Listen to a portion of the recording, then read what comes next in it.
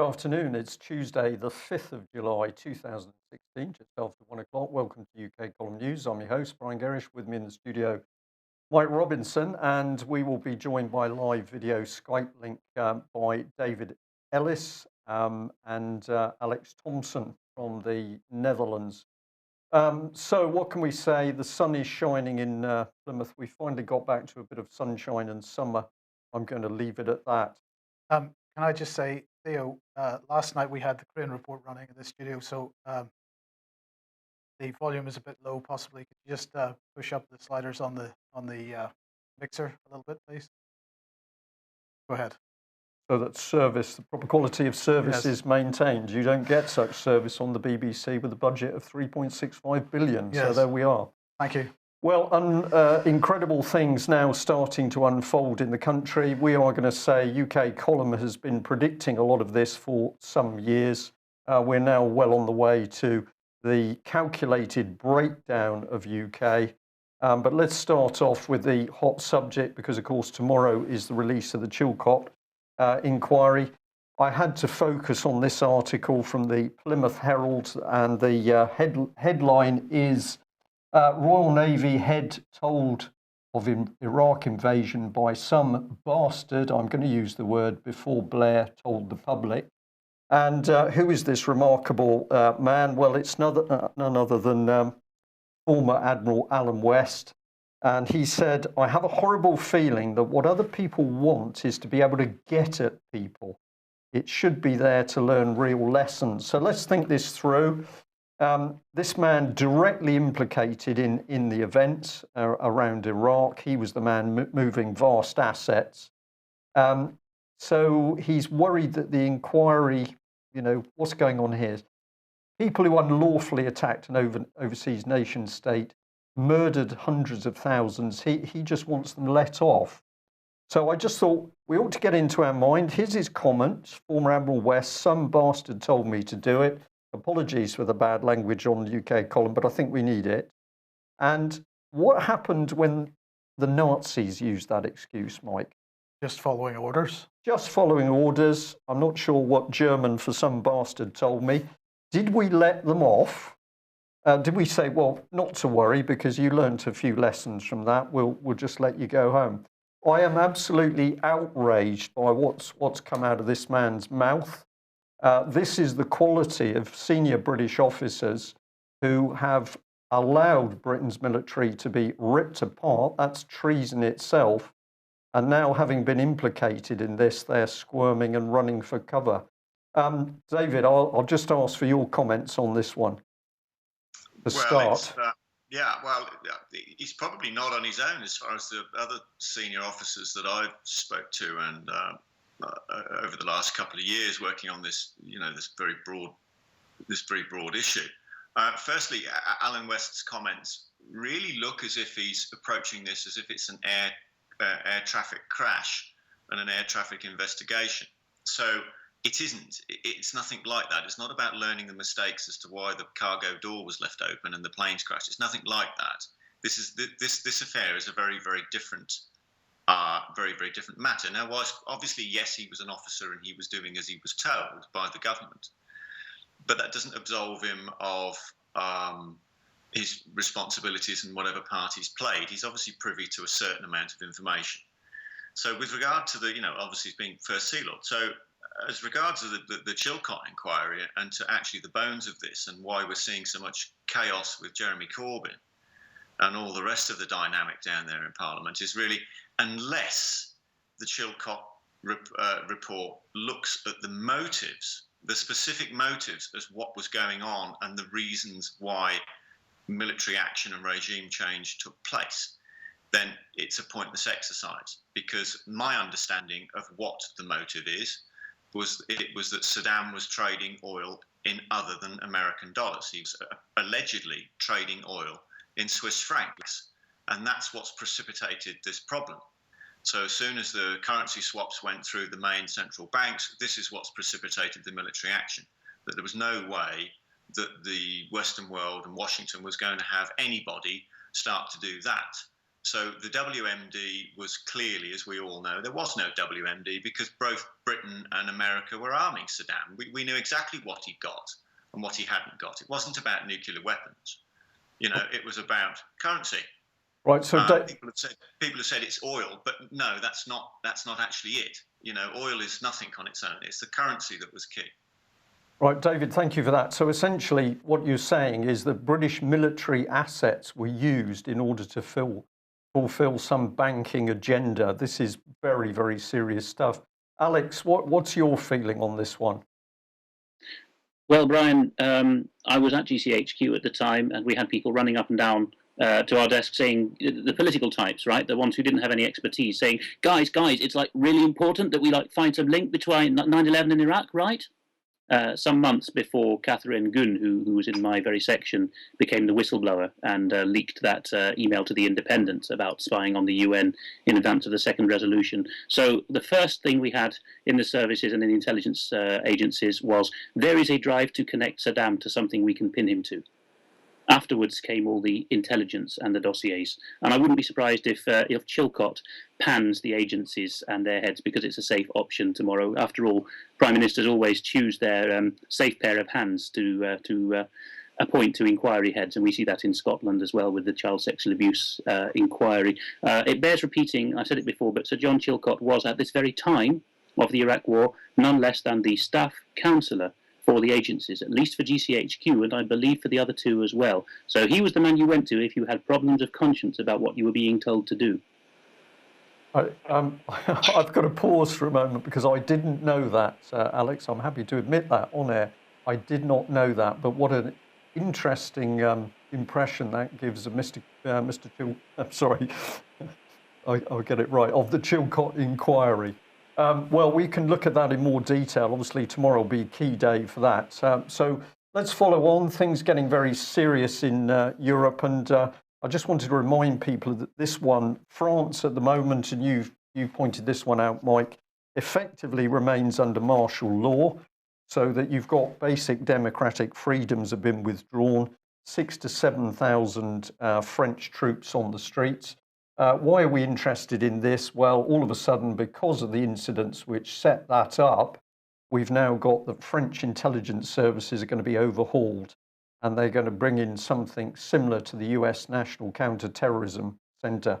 So we're seeing this rationalizing of intelligence systems across Europe.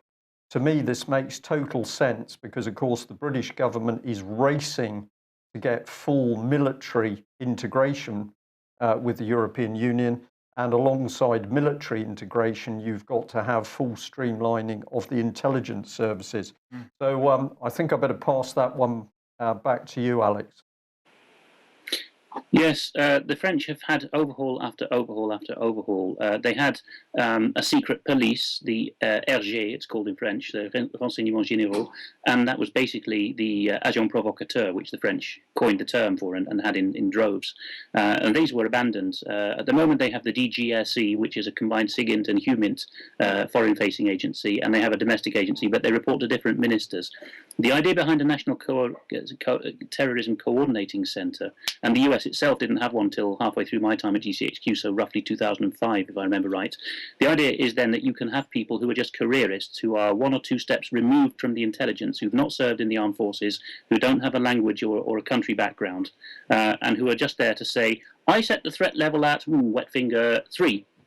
You see, so they can then ratchet it up to increase people's tensions, push it down, which is very politically dangerous, of course, if they get it wrong, but it's a way of reassuring people if the orders from on high are, don't frighten the horses. It's a long way from intelligence. We have the best model. We've had it since the 1930s, the Joint Intelligence Committee. These are intelligence experts from the armed forces and the agencies and the FCO who have gone up the ranks to the point where they can read intelligence reports and say this one is grade A, this one's grade B, and put it all together. That's the model we are moving away from, because in this postmodern era, it seems people want these civilian national counterterrorism bodies to coordinate and speak among themselves and become an echo chamber, really. They're worthless tools. Alex, thank you for that. And I know Mike's coming in here with interesting stuff on data protection, but I'll just say a little bit later in the news, we're going to have a brief look at a new government organisation, and just fascinating who's behind it. along the lines of this fact that we are putting people in position of making serious decisions, and they've got no real background or qualifications to do that. Okay, Baroness Neville Rolfe, DBE CMG. She's the Minister for Data Protection, and she was speaking at the Privacy and Laws Business Annual Conference on data protection yesterday. She was talking about the European angle, for example. She said, until recently, my main focus on matters digital was the impact of the EU data protection regulation. As matters stood and perhaps still stand, it was expected to take effect in the UK by the 25th of May 2018. In line with what I said earlier, we, all of us, I mean you here as well as government, need to consider carefully what might be done, either to replace it if and when it ceases to have effect, or instead, if in the event it never comes into force. She's of course talking about Brexit there. And then she said, as I've pointed out, the future might take several different forms, and we need to identify as quickly as possible how best to react to whichever path is eventually chosen. But earlier in her speech, she had said, what I've got up on the screen here at the moment, but data protection can be viewed through a different lens. On this view, data represents people, individuals with personal lives, reputations, and livelihoods increasingly enmeshed with the technology we rely on through the data we share. If organizations misuse or lose this data, they are breaching not only people's rights, they are invading their privacy, they risk damaging people's well-being, not just data sets. So it's perhaps ironic then that today the news is out that the police have committed 2,300 breaches of people's data protection in the last 5 years. So this is police forces across the UK. This is a report from Big Brother Watch. And they have been responsible for at least 2,315 data breaches over the last 5 years. And the report is called Tilted Safe in Police Hands. It's 138 pages long, and it covers what they've garnered from months of freedom of information requests covering police force breaches of the Data Protection Act. And 800 members of staff at police forces accessed information without a policing purpose. It was inappropriately shared with third parties. So Baroness Neville Rolfe demonstrating once again a willingness for utter hypocrisy. Yeah, I don't know what to say. I caught a glimpse of the blue rinse, which I think a few other people have homed in on, and obviously she's more concerned about her appearance than getting the job done. Yes, is the best I can say, with some sarcasm. Yep. Okay, let's move on. It's now 3 days to go until the NATO summit in Warsaw, and today's NATO propaganda is that NATO has 3 core tasks: collective defence, crisis management, and cooperative security. So that's nice. But in the meantime, Jens Stoltenberg held a pre-summit press conference yesterday. Here's a little bit of what he said. NATO will further enhance military presence in the eastern part of the alliance. It will see the biggest reinforcement since the Cold War. He said we will deploy 4 robust multinational battalions to Estonia, Latvia, Lithuania, and Poland. Right on cue then, the House of Commons Defence Committee has released this report, Russia, Implications for UK Defence and Security. This is the first report of session for this year. And they say the fact that NATO and the UK were taken by surprise by the interventions in Ukraine shows a failure to comprehend President Putin's determination to maintain a sphere of influence beyond Russia's own frontier, if necessary by force. And that was according to the committee's chairman, Julian Lewis, who we've got on screen at the moment. According to the report, Russia has become increasingly active, not only in conventional warfare, but in unconventional methods, often deniable, they say, which are designed to fall below the threshold that would trigger the Article 5 NATO guarantee. That's the undertaking to consider an armed attack against one member state as an attack against them all. And they also say that whilst the creation of the Very High Readiness Joint Task Force among NATO member states and the enhanced forward presence on NATO's contested eastern flank are steps in the right direction, that they are warning that the Very High Readiness Joint Task Force has only just been formed, and its capacity to guarantee to deploy the necessary forces within the required time frame is as yet unproven. And they recommend the following. They recommend to recognize the extent of Russia's militarization, remilitarization, and robustly respond to it. They say that they want to review the effectiveness of current deterrence policy against nuclear convention and hybrid or multidimensional warfare. They want to determine whether the 1987 Intermediate Range Nuclear Forces Treaty is in need of repair or replacement, because they allege that Russia has breached its provisions. They say that they want to set out the timetable for the successor to Trident without further delay. They say they want to encourage renewal of EU sanctions against Russia, and they want to consider and consideration of their extension to a wider group amongst the Kremlin leadership. And they say that they want to accept that it is, quote, perfectly possible to confront and constrain an adversary in a region where our interests clash while cooperating with them to some degree in a region where they coincide. So we're going to nuke them where we disagree with them, and we're going to hug them in Syria. This is fantastic, Brian. This is absolutely fantastic. Well, I think we should ask for a response from our panel, yes, as it were. So perhaps we start with David then. Well, it's just beggars belief, doesn't it? It's absolutely, we're going full circle over, a 60, 70-year period, and just seeing this complete nonsense coming out of DEFCON continually over and over again. I just look back with absolute sort of horror, because the MPs are not doing their job. They're not certainly, Defence Committee is just a puppet. It's just an absolute joke. It's masking the whole sort of situation. What are we actually dealing with here? We know damn well 18 months ago, Putin gave up with trading oil with the dollar and began to trade oil with the ruble. And that's what all this is about. It's impinging upon the euro. The euro currency has failed. We've got the likes of Mervyn King saying this. All of the old guard, Lord Tebbit, are saying that the euro is an absolute disaster. So we're seeing more or less an attempt at currency reset by using military gearing and the argument to mitigate it with Russia.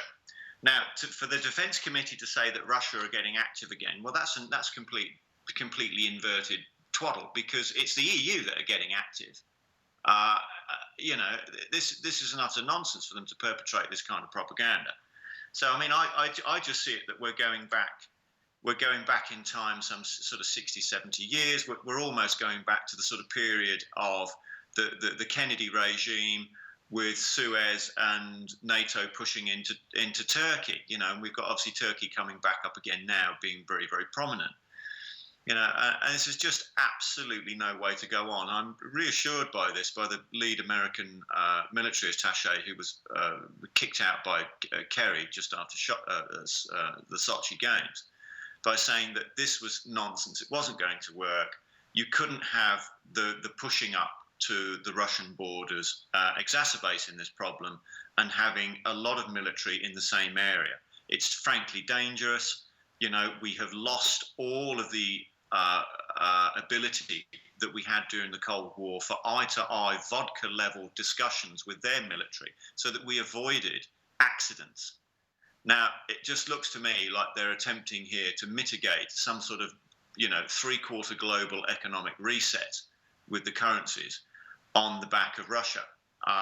And we're just going full circle with Cuba, almost as if the British government has capitulated, as Anthony Eden did with Suez, and the same shenanigans we had there. So, it's just absolutely just useless. And we're seeing some of the characters there on Defence Committee that have played some very interesting hands during this vote leave debate where it comes to military.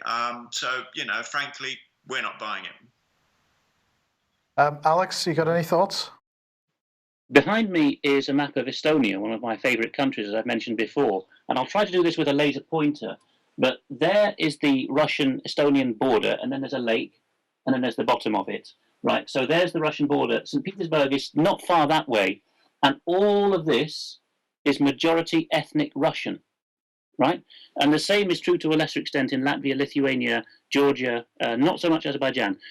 This sphere of influence, which our wise policymakers are cursing, is nothing more sinister than wanting to have some say, South Ossetia is a prime example, in areas where the majority of the people are Russian speaking and a very large minority or a small majority are Russian citizens. And they've obtained those passports to avoid being bullied, persecuted, murdered, and having their stuff stolen by the regimes which sprung up since 1991 under Western financial backing. That's what this sphere of influence is all about. If you want to see a real sphere of influence, look at the United States with its Monroe Doctrine, dating back to the 1820s, if I remember right, that no foreign power should have a foothold on the American continent or the Western Hemisphere. Perfectly understandable for a rising great power. We had the same. That's what the sphere of influence stuff is all about. And I'm very glad that David Ellis has raised the currency aspects. Again, when there was the axis of evil, Iran, Iraq, North Korea, there were two other countries that were added to that later, especially Venezuela, in terms of US intelligence priorities in the 2000s, also publicly avowed as such. And cynics, colleagues of mine in the US system, would say, well, this is just the list of people whom W doesn't like or who have offended W. But now I realize it's more than that. It's countries which wanted to trade oil in something other than the dollar. We went bankrupt between the wars. We came off the gold standard then. We did it again in the 70s. The US did as well. There was nothing else backing the dollar by the early 1970s, which is why the Bilderberg meeting in Stockholm in 72 decided to dispatch Kissinger to tell the sheikhs, you will please quadruple the price of your oil because your oil is going to be the sink, the backing for our worthless dollar. Otherwise we can't carry on like this with our lifestyle and with our military spending in the trillions. That is now running dry, and the euro is turning out to be a dud investment for these guys. So very much so. Venezuela, my point there is, in those years, 2004, 5 or so, started selling in euros. Iran as well. So that's what's at the bottom of it, yes. Okay, Alex, thank you very much for that. Well, we're building up quite a nice picture here, aren't we, of monetary interests, global monetary interests, using military power, politicized military power, in order to get their own corporate monetary agenda through. Inside government, how do they control the MPs? There is only one subject, that is the abuse of children. And I've got to say, every time I think the BBC has surpassed themselves, there's something else comes out. But this one just absolutely takes the biscuit. We got the BBC reporting that Ms O'Brien, the head of the Scottish Child Abuse Inquiry, has resigned. And what did they have to say? Well, basically, they said the chairwoman of the Scottish Government's Child Abuse Inquiry, Susan O'Brien QC, has resigned after facing the sack over unacceptable comments. So according to the BBC, this woman was at fault. She'd done things wrong. She was going to be sacked and made unacceptable comments. So the blame just pushed onto Ms O'Brien. In fact, in her resignation letter, she says a lot. And what she resigned about was the fact that there was constant interference in the child abuse inquiry by the Scottish Government. And so that we know what we're talking about, let's have a look at part of her letter here. And we're just going to highlight in here. This is now coming up on the internet so other people could find it. First of all, she talks about her colleague, Professor Lamb, who also resigned due to interference.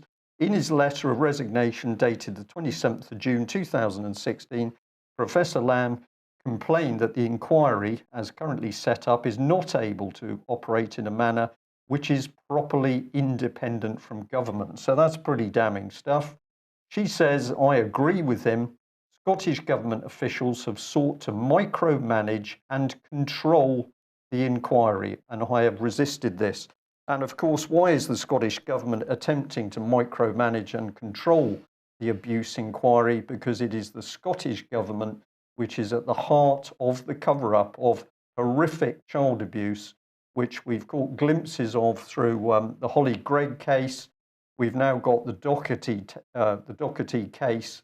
There are many others about to break surface, and it is the Scottish Government working hand in glove with Police Scotland and the Scottish judiciary that are covering up the abuse of children. This is the mechanism by which politicians and thus governments are blackmailed. Mike. Well, lots going on in the children and social work arena. We mentioned this yesterday, the Children and Social Work Bill, which was in the House of Lords, the committee stage yesterday.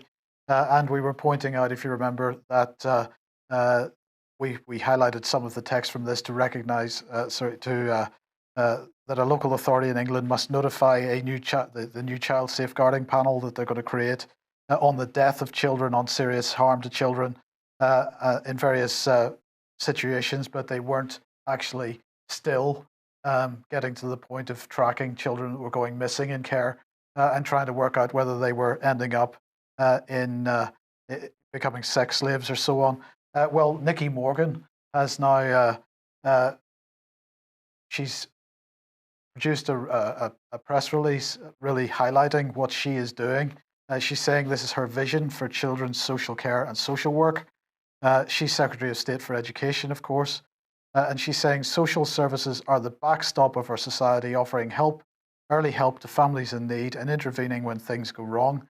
Yet thankfully, children's social care is not a service that most children and families ever have to draw on. For most people, the support network provided by family, friends, communities, schools, and health services will be enough to enable them to give their children a safe, stable, and nurturing home. However, there's a smaller group of children, our most vulnerable, who need much more intensive help in order to have the same stable foundations that others take for granted.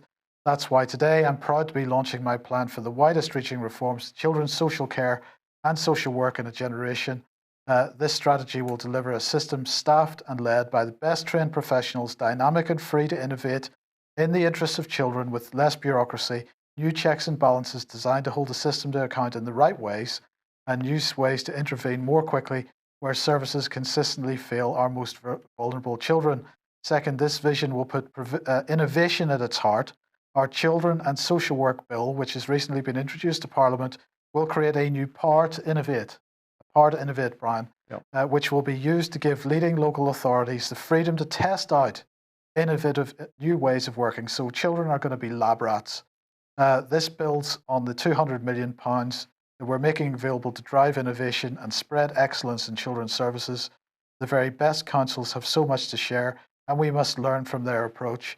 And she also said that today she was announcing what will pilot a radical new scheme, which is going to be called Staying Close, which allows young people leaving children's homes to live nearby and retain links to those people who have cared for them. Now, bearing in mind the standard of care that many of children have had. This is to keep them under control, Mike. This is that when they're adults, they're going to be 18-year-olds, they effectively are leaving the care system. They can be tracked, tabs can be kept. So you abuse them in the care system, and then you make sure they never escape, because their loving carers are going to be able to follow them and keep them close. And that, of course, is exactly what's happened in South Wales around the Linda Lewis case, where the daughter was surrounded by social services until well into her adult life, and it's reported in other places. And of course, this is a function of the in-person scheme in Scotland as well. Indeed. So the state rapidly coming for children now as part of the close down into the dictatorship. Let's just give the simplest explanation of how this child abuse system works. We're saying it's the fuel of blackmail and control in the British government and the establishment. So we better bring in David Cameron, because he says, well, anybody talking about government cover-up of child abuse is conspiracy theory. Well done, David. Here is a Tory whip, Tim Fortescue. He was a whip for Margaret Thatcher's government. He says on BBC Film that MPs came to the whips with troubles like little boys. We fixed it, so they did as we asked. So what he's saying is that we protected paedophiles and we then blackmailed them in order to carry out government agenda. Here's an article on Margaret Thatcher, because her government was giving donations to the Paedophile Information Exchange. And we better bring in Harriet Harman and Patricia Hewitt, because they were assisting Paedophile Information Exchange and Paedophile Action for Liberty to do their stuff. And, well, what have we got here? We've got a Goddard inquiry, which says the abuse of children's on an industrial scale, but we don't hear a peep out of that inquiry, not surprising. Kenneth Clarke failed to act over abuse, but of course this man's publicly stated several times there is no child abuse. Of course not, Kenneth.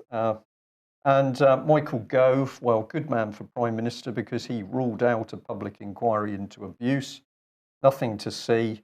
And then, of course, we'll just bring in one good lady, credit where it's due to Miss O'Brien. She says the Scottish Government has tried to control her inquiry, so she's resigned.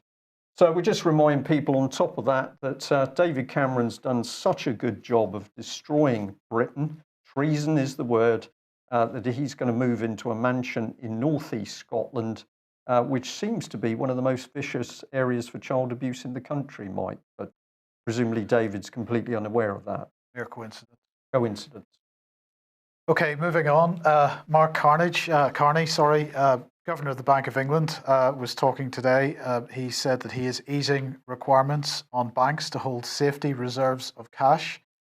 So he's hoping that this is going to create £150 billion of new lending in the following the Brexit vote. This is to head off issues in the amount of capital that banks have to hold.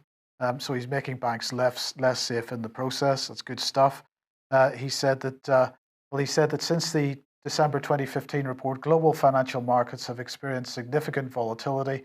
A substantial element of these moves occurred after the referendum, indicating that the United Kingdom's decision to leave the European Union was seen as affecting the outlook for global economy, particularly in the euro area. So he's blaming it all on the referendum. So when he goes on to say that we have a clear plan, we're rapidly putting its main elements in place and it's working, I believe, this is just my interpretation of what he's saying, I believe that he is saying quite clearly that their plan is to damage the British economy as much as they possibly can in the coming months. They're going to blame it on the referendum result, and they're going to use that in order to not only increase the amount of angst and anger in this country among people, set one person off against the other on the basis of the referendum, but that is going to usher us ever stronger into the European Union again. I think you're spot on, and we're going to say thank you to Mr. Green who sent in this. So we're following through on Mark Carnage, as you like to call him, Mike. Well, we should relax because the government has magicked up £80 million as a boost for the Life Chances Fund. I'm always reassured when I see the Cabinet Office is going to help our life chances, particularly with the speed at which people are dying within the NHS. So what are they going to do? Well, they're going to be having a look at drug and alcohol dependency, children's services, popped in there again, early years, young children, young people, old people services, healthy lives. So relax, because all this is going to be put together by the Cabinet Office with the Blavatnik School of Government at Oxford University. So I thought I'd have a little peek at them before we came live today, and always have a look at who the people are. And here's the international advisors. And amongst Bill Clinton, we have this gentleman, Mike. I don't know whether you recognise him, but it's a Canadian. And I think this is Mr. Carnage. Certainly looks like it. So here's the International Advisory Board that is telling our government how to run the civil service in UK. Members from Chile, the USA. We haven't looked at all of them, but very interesting to see Mr.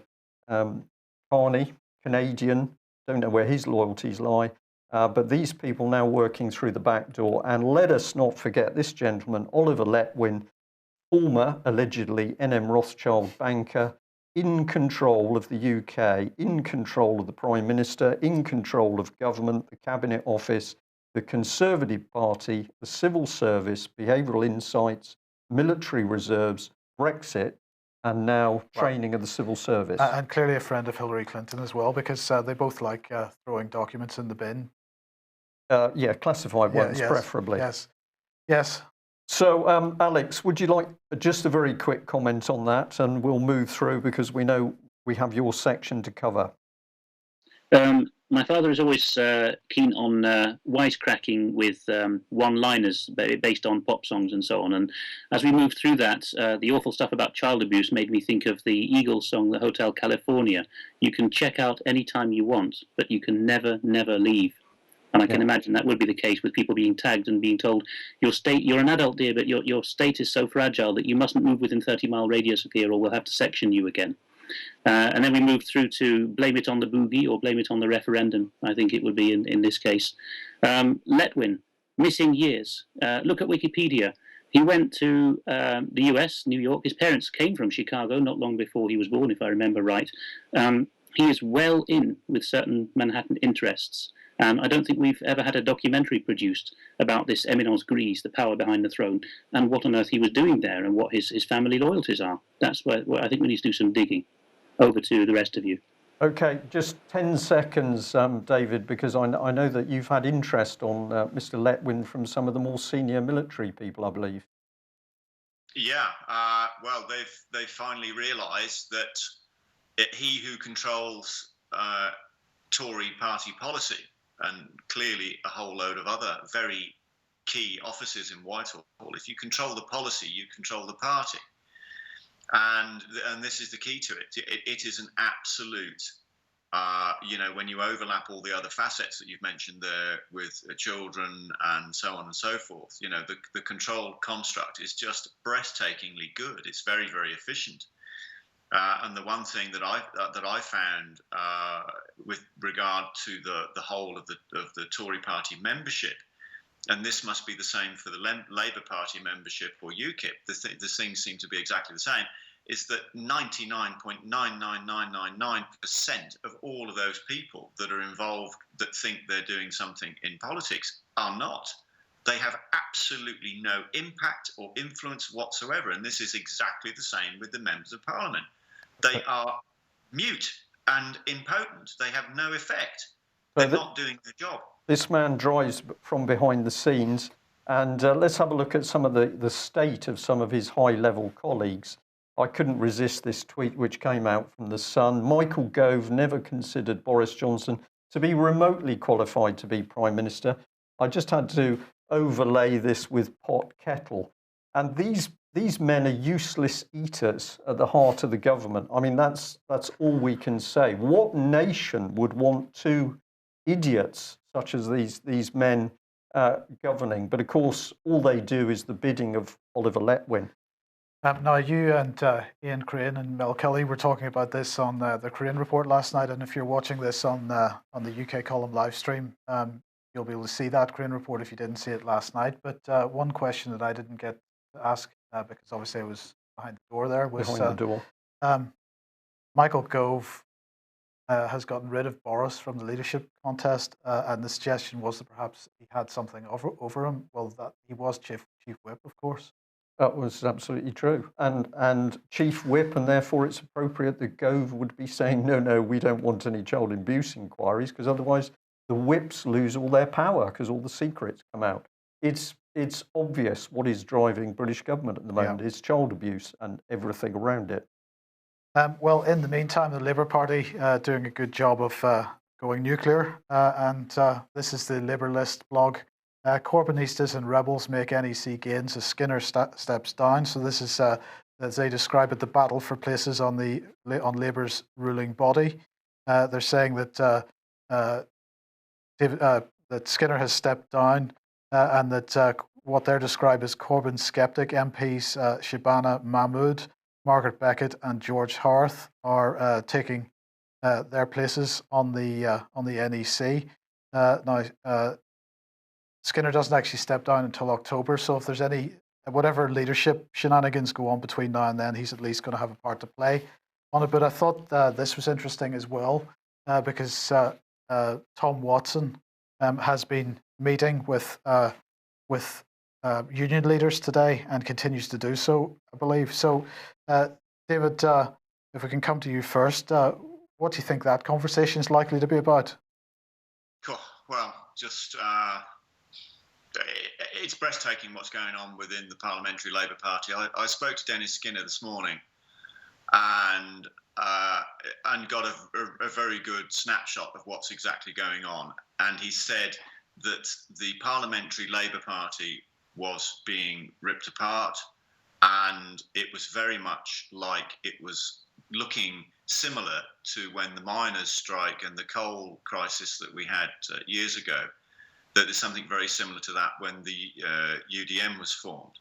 And he said that this was looking like exactly what was going to happen within the Parliamentary Labour Party right now. So in other words, they're going to split and they're going to create a new party. Is that what you're saying? Yeah, exactly. This is exactly what he was saying. But as hard as he tried to get people to stand fast and do their job as an MP representing people, that he was quite. The impression I got from him that he was finding it very difficult to get them to listen to reason. So the rest of his peers there within the Parliamentary Labour Party have quite frankly, if they're acceding to this, they've lost the plot, because to whom does it serve for this to be so? And as it is, I mean, it's more or less like a kind of, I mean, it's exactly like some sort of regime change on full throttle. And it looks to me, and obviously we're seeing a bit of this resurfacing about the miners' strike with Ken Loach alluding to sort of policy and policy control, what exactly was going on there within Margaret Thatcher's government and who had got control of policy. So it was ironic then that we then had a conversation that overlapped with what I've had with Lord Tebbit as to policy control currently under Oliver Letwin and the party. So it was, you know, I think Dennis Skinner's under no illusions as to what's going on there in Parliament, and it's very, very unfortunate that those Labour MPs are not standing fast because they've got to wake up, smell the coffee and see the bigger picture here, because as it stands, they are a completely moribund organisation at the moment, and that's really, really unfortunate for the country. It's not what we need at the moment. So in the light of that then, Tom Watson, who hates Jeremy Corbyn with a passion, is going off to meet union leaders. What's he going to be saying to them? He's going to be saying to them, basically, you withdraw your support from Jeremy Corbyn now, or we will split the party. It looks like there's going to be something of that nature. It looks like some sort of showdown, and they've lost the bigger picture, because if they do that, you've then got total chaos if the unions become divided as well. And this tactic of sort of dividing and ruling only suits certain, very few individuals. It certainly doesn't suit the Labour Party as a whole, or the Labour membership, or the people. It's absolutely bonkers what they're doing.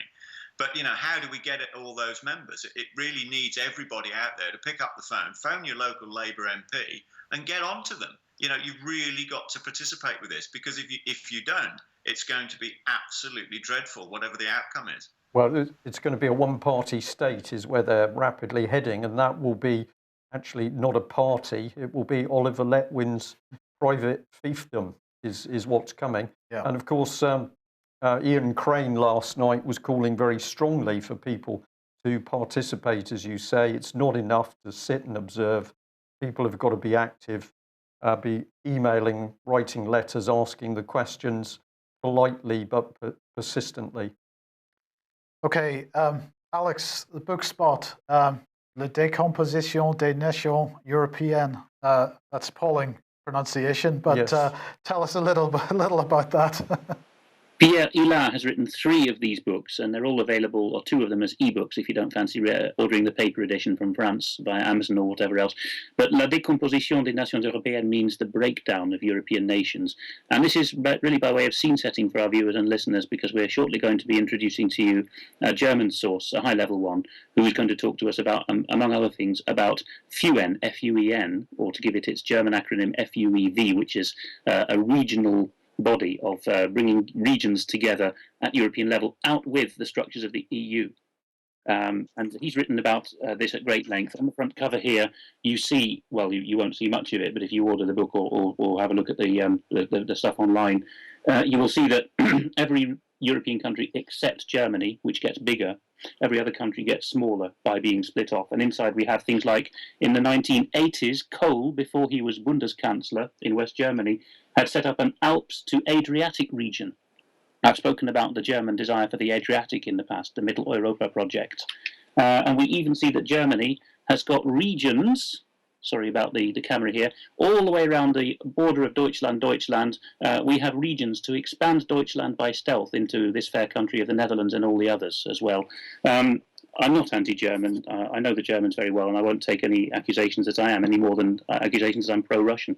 I'm just talking about political trends that have gone on, and we need to look more closely at how the Nazi continuation project, which by no means is restricted to Germany, has gone out into the EU and other structures with the idea of furthering this idea. I mean, this very map on the cover was produced by a group within the European Parliament called the European Radical Alliance Group.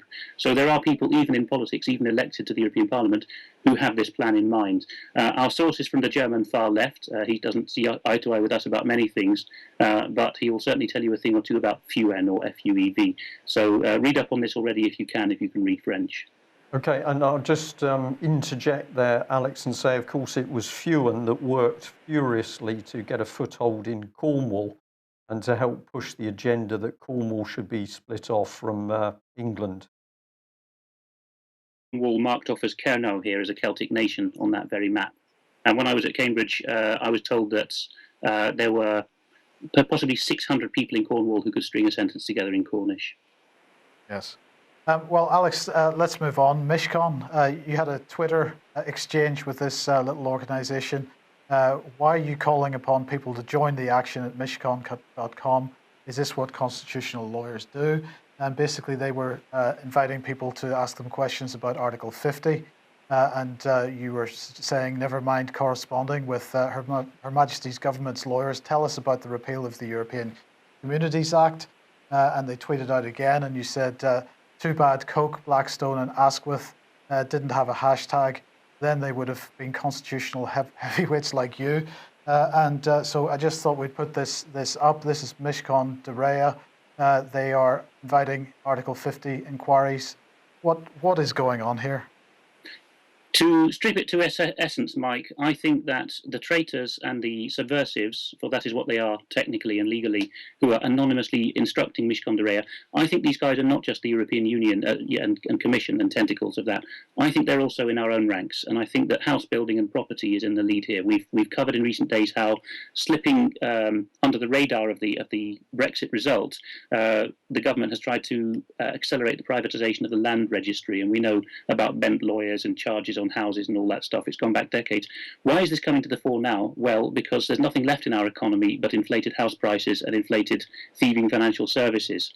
And two house building conglomerates have come out or have been outed as paying these two-bit lawyers, Mishcon de Rea, who aren't even London, they're New York, paying them to come up with this argument. And as the Telegraph commentator has said, whom I linked to in my tweet this morning, another one that you didn't show, constitutional and unlawful, which are very technical and proper words in English and common law, these are words which lawyers come out with when they want to sound impressive and pompous. These guys have put out press releases and Twitter hashtags, MPs must decide. They haven't come out with a single argument. And if you look on Twitter, a group called Lawyers for Britain have come out with names and signatures and said, you're talking tosh, give over. Okay, and in the meantime, the European Commission, it seems, has been, well, you're calling this subversion, but they've been communicating with MPs directly. Of course it's subversion. These guys are writing from Brussels. We have it on the authority of Mr. Smith, who stripped out the name and the address, but one of our MPs has come out to the public with a screenshot of page 1 of the letter and has said this is being sent to the House, and they've even put House with a lowercase h. That's how much value they set by our Parliament. And they're instructing, in the grammar of a request, that our MPs do not follow the popular will. And they're also instructing them that to leave the EU, one needs to follow the treaty route of Article 50 of the Lisbon Treaty, which didn't even exist till 2009. Now, I was only a boy in the 80s, but I remember constitutionalists telling me even then, when people asked the then quite remote question about the future, how will we ever leave the EEC? The answer was always, Her Majesty's government will have to repeal the European Communities Act 1972. That was a generation before we had a Treaty of Lisbon or an Article 50. So this is really quite a tiz-was and a smokescreen that's being thrown. And it's all of a piece with the whole Remain tantrum that we're seeing around the country. You know, my ideas are so good, my feelings are so hurt, why can't people be one with me? And that's fed through to this press release. There's not a single fact in it. And these people need contempt, and I would invite you to politely join in the scathing contempt of them. Alex, to your knowledge, is there any reason, any clause within any of the treaties which would prevent us, as a first step, repealing the 1972 Act. Is there any reason why we can't do that until after Article 50? Because as far as I know, there isn't. The only thing that people might argue is that the Good Friday Agreement, a bilateral treaty with only one foreign government in Dublin, presupposes and is predicated upon the existence of the European Union in Northern Ireland. But that is a matter for bilateral negotiation, and the Taoiseach Enda Kenny, although he's, to use we're not allowed to swear in English on this show, so I'll swear in Irish, he was a gobsha team. Enda Kenny has at least said that he will do his very best to negotiate with the British government, and nobody wants carnage and troubles round two. So that's the only treaty obligation we have, which you could call internal or foreign legal requirements preventing us from repealing the ECA immediately. The rest is just headaches, and they're headaches for Westminster, not for the continent. These so-called 80,000 pieces of legislation and statutory instruments. That's a matter for Parliament, but we have to get it into people's heads. The current crop of party-whipped MPs are not going to do it. And nor is any Prime Minister chosen from their ranks, whether or not he goes to the House, or she, but it's probably going to be May. We're going to have to elect 650 independent MPs, known locally, who've stood on their soapboxes and said, my manifesto is repeal of the ECA. Otherwise, it will never happen. Yeah. And we need to ban the political parties, and we certainly need to ban the use of whips within the political scene. Yeah. So, Alex, what's the Dutch Telegraph telling us? This is the leader of the Dutch Tories, and I'll pick up the pace as we're coming towards the end of the hour now, who is, the party's called the Christian Democratic Appeal, the CDA, and he's popped up out of nowhere in an age when the Dutch have already had no conscription for 15, 20 years. Okay, when you're 18 years old, a Dutch citizen, you get a mail, you get a letter saying you're on the list if we ever need you, but we don't have conscription these days. But he's now saying, much as the Tories did a few years ago, isn't military service good? Won't it put some backbone in people? And the Dutch army is more outspoken than ours and has said, nonsense, we're not kindergarten. We can't be dealing with civilian-minded young people unless they actually want to serve. So the Dutch are smart these days, and they've started asking Mr. Buruma and the others, whose wars are you intending to fight with our young people, pray? Good question. And this one?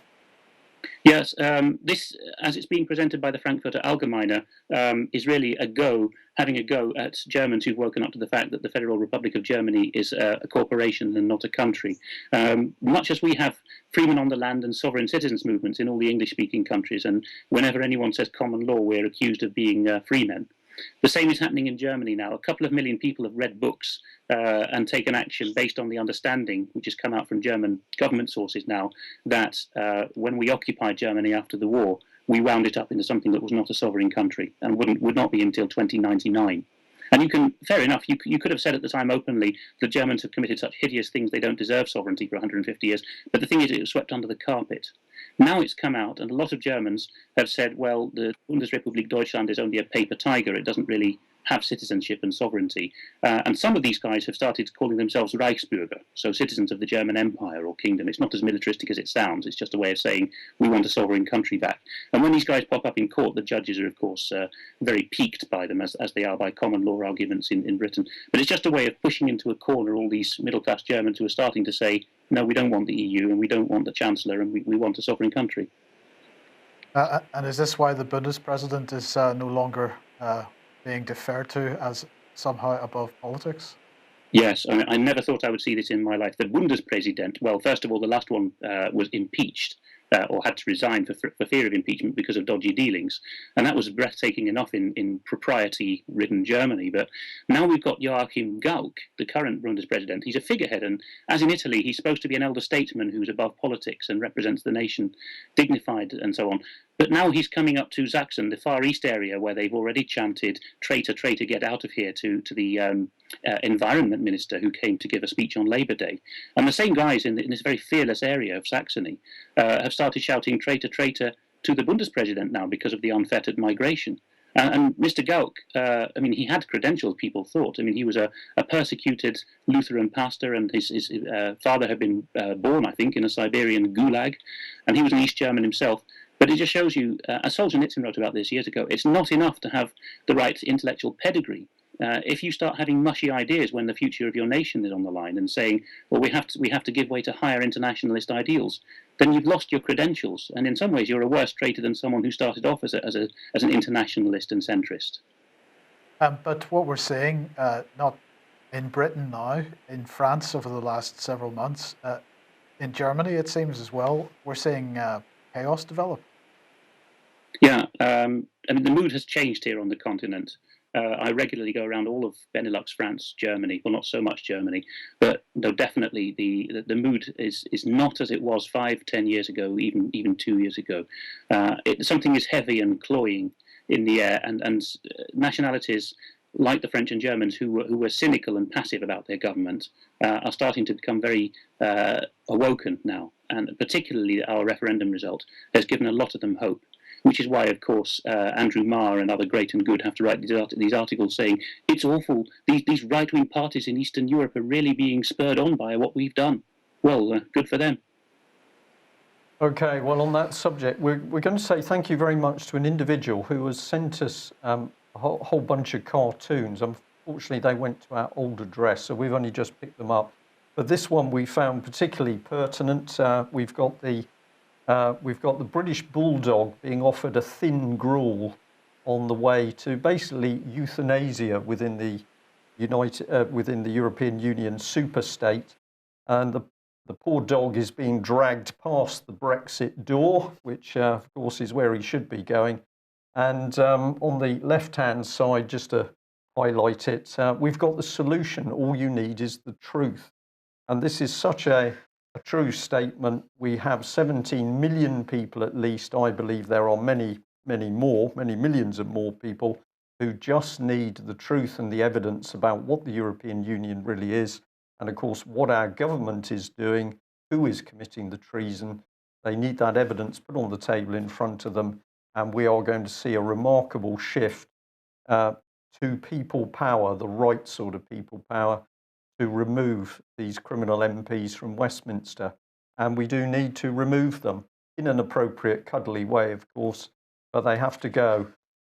Alex and David, thank you very much for joining us. I think this has been a particularly valuable analysis of what's been happening in UK and Europe. Thank you, and we look forward to having you with us again. To our viewers and listeners, thank you very much for joining us. If you like what we do, please consider subscribing. We can only do it with your help. Alternatively, if you can make a donation, we would appreciate it. Money's not only needed for producing the news, but in order to deal with many of the people who've been hurt and damaged by the system, we need basic funds to cover travel costs if they're to come and report stories to us. We've assisted people with computers, with repairs, all sorts of things in order to help get the truth out. And we need your help to continue doing that. Thanks very much. We'll be back same time tomorrow for Chilcot Day. Yes, indeed. Thank you. Bye-bye. Bye.